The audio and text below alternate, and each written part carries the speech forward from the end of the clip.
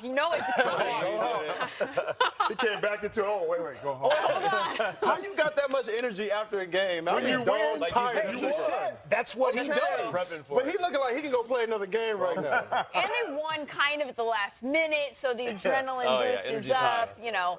And that is a win that didn't look like it was going to go that way for him at the beginning of the game. This is a guy who got booed in the first quarter, David Carr, by Seahawks fans at home after he overthrew Baldwin in the end zone. He had 12 passing yards in the first quarter. How did he turn it around? Well, it's interesting. Mike Pettin has, as far as Green Bay goes, from the defensive side, he's done a good job with the Rams last week and then with Seattle, giving them some different looks. And so in the first quarter, second quarter, you're trying to figure out what those looks are, where your throws are, so it can make you miss some easy throws. Once you figure it out, you know, like Jared Goff did and now what Russell Wilson did, you can make some plays. You understand what their game plan is for the day. You talk on the sideline. You come out. You start hitting some of your big passes down the field. Continue to run the football, and the play action game was nice, and that kind of settled him down. How much did the running backs help him do what he did down the stretch, Reggie? Because they had 173 yards on the ground, and they actually ran the ball more than they threw it.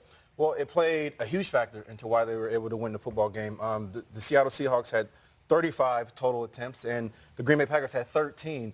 Every one of the Seattle Seahawks running backs, all three of them, averaged at least 5 yards or more. And that played a huge factor in why they were successful. I know they had the one turnover at the beginning of the game, but at the same time, this helped them chew up the clock. And we saw that at the end of the game. We just talked about it.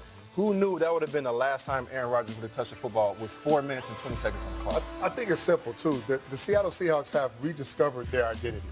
It's run the football. It's pound you. It's stick with the run no matter what. It's feed the backs. It's the play-action game. Go down the field. It opens up things. Wasn't really good on third down in the first half, but they continued and stayed with the run, which opened up things in the second half for them. Well, and then the defense also factors into all of this, right? When they were the Seahawks that we all remember from when they were very, very good, there was a good run game and there was a good defense. And there was a good secondary. And we saw in the first half a lot of big plays by Aaron Rodgers, going down the field, getting out of the pocket, converting on third down. Well, they didn't even get to third down. It was first and second down big plays.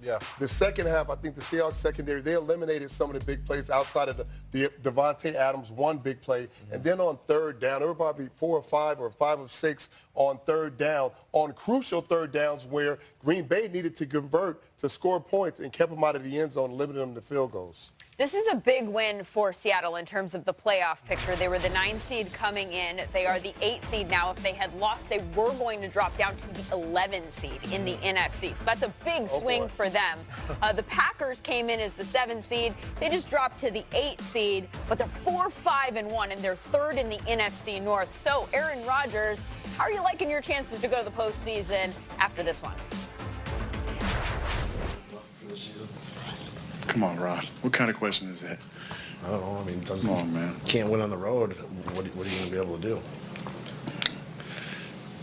I don't even know how to answer that, Rob. I mean, come on. What am I supposed to say? Of course there's hope. Of course we believe in each other.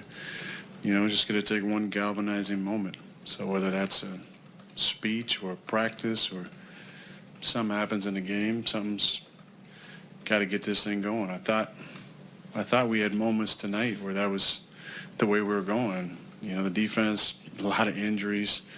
Offensively, we lost Jimmy, but guys battled. So, I mean, nobody gave up hope.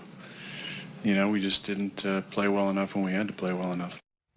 Well, if they go on one of those patented Packers late season runs, someone's going to make a music video of one galvanizing moment at the end. And it was the Rob Demovsky question in the press conference about Come on, what kind of question is that? Haven't you seen this before? Is it a stupid question, though? I mean, you're looking at a 4-5-1 team that hasn't won a single game on the road this year. They've lost 7 straight dating back to last season. Are you seeing anything that even reminds you of a playoff team outside of the fact that they have Aaron Rodgers? No, and you just said it. It feels like every decision this organization makes, especially when it comes down to games and when they need to win games, it's all based on, we got Aaron Rodgers. We'll be okay.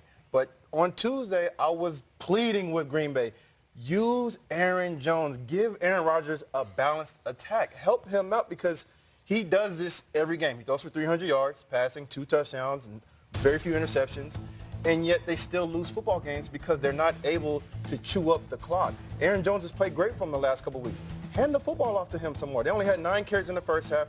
In the second half, it was down to 4 carries when they had a lead up until 5 minutes of the game. I think it looked like after last week, right? He had such a big game, Aaron Jones. Everybody was like, oh, there you go. They've figured it out. They can't not give him the ball. Well, boom. Well, they started off that way. Right, They just didn't stick with it. Yeah. And that's the biggest thing is they always revert back to Aaron's our best player. And he makes big plays. He makes huge plays for them. But if you don't have a consistent run game and you're not consistently being creative like everyone in the league is doing now, and you mess up situations, then you're not helping your football team. But they threw him the ball. He did have big plays in the passing game. You're right. Well, Week 11 is underway. Week 12 starts a week from tonight. Not just Thursday night football. We've got Thursday day football, Thursday afternoon. I mean, Thursday morning football if you're here on the West Coast. The ultimate football holiday. It's Thanksgiving a week from today, and all 3 of the Thanksgiving Day games have a team that could be in first place when they play the game. The Bears, the Redskins, and the Saints, who take on the Atlanta Falcons in the nightcap.